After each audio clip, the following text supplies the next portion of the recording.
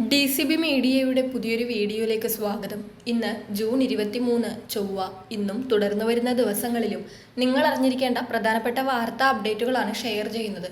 Channel ആദ്യമായി കാണുന്നവർ subscribe ചെയ്യുക, വീഡിയോ ഇഷ്ടമായാൽ ലൈക്ക് ചെയ്യുക, ഫേസ്ബുക്കിൽ കാണുന്നവർ പേജ് ഫോളോ കൂടി ചെയ്യുക.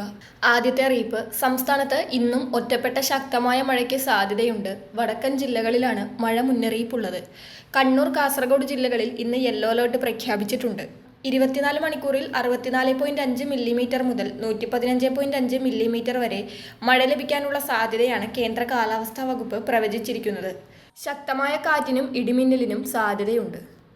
അടുത്ത അറിയിപ്പ്, സംസ്ഥാനത്ത് സ്വർണ്ണവില കുറഞ്ഞിരിക്കുകയാണ്. പവന് ഒറ്റയടിക്ക് 1520 രൂപയാണ് കുറഞ്ഞത്. 1,07,000 രൂപയാണ് ഒരു പവൻ സ്വർണത്തിന്റെ ഇന്നത്തെ വില. ഗ്രാമിന് 190 രൂപയാണ് കുറഞ്ഞിരിക്കുന്നത്. 13,375 രൂപയാണ് 1 ഗ്രാം സ്വർണത്തിന്റെ ഇന്നത്തെ വില. അടുത്ത അറിയിപ്പ്, സംസ്ഥാനത്തെ വൈദ്യുതി ലഭ്യത കൂടിയതായി KSEB അറിയിച്ചിരിക്കുകയാണ്. ശനി, ഞായർ ദിവസങ്ങളിൽ ഏർപ്പെടുത്തിയിരുന്ന നിയന്ത്രണം ഇതോടെ ഒഴിവാക്കി. തമിഴ്നാട്, കർണാടക തുടങ്ങിയ സംസ്ഥാനങ്ങളിൽ നിന്ന് അധിക വൈദ്യുതി ലഭ്യമായതിനെ തുടർന്ന് കഴിഞ്ഞ ശനി, ഞായർ ദിവസങ്ങളിൽ സംസ്ഥാനത്ത് വൈദ്യുതി നിയന്ത്രണം ഒഴിവായെന്നും KSEB പറഞ്ഞു. ഏകദേശം 650 മെഗാവാട്ട് വൈദ്യുതി അധിക നിരക്ക് നൽകി വാങ്ങി എത്തിച്ചതാണ് നിയന്ത്രണം ഒഴിവാക്കിയത്. എന്നാൽ ഇത് സ്ഥിരമായി ലഭിക്കില്ലെന്നും മഴ കുറവായതിനാൽ ഇനിയും വൈദ്യുതി പ്രതിസന്ധി ഉണ്ടാകുമെന്നും KSEB വ്യക്തമാക്കി.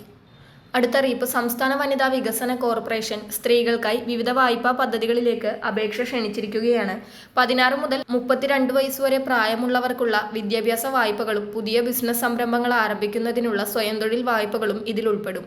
വെറും 3% മുതൽ 6% വരെയുള്ള കുറഞ്ഞ പലിശ നിരക്കിൽ ലഭ്യമാകുന്ന ഈ ലോണുകളുടെ തിരിച്ചടവ് കാലാവധി 3 വർഷം മുതൽ 5 വർഷം വരെയാണ്. ഉദ്യോഗസ്ഥ ജാമ്യത്തിന്റെയോ വസ്തുജാമ്യത്തിന്റെയോ അടിസ്ഥാനത്തിലാണ് ഈ സാമ്പത്തിക ധനസഹായം അനുവദിക്കുന്നത്.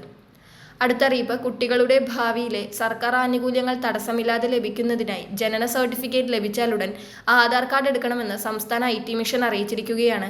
5 വയസ്സ് വരെയുള്ള കുട്ടികൾക്ക് മാതാപിതാക്കളുടെ ആധാർ കാർഡുമായി ബന്ധിപ്പിച്ചാണ് പുതിയ ആധാർ നൽകുന്നത്. കൂടാതെ 5 വയസ്സിലും 15 വയസ്സിലും കുട്ടികളുടെ ബയോമെട്രിക് വിവരങ്ങൾ നിർബന്ധമായും പുതുക്കേണ്ടതുണ്ട്.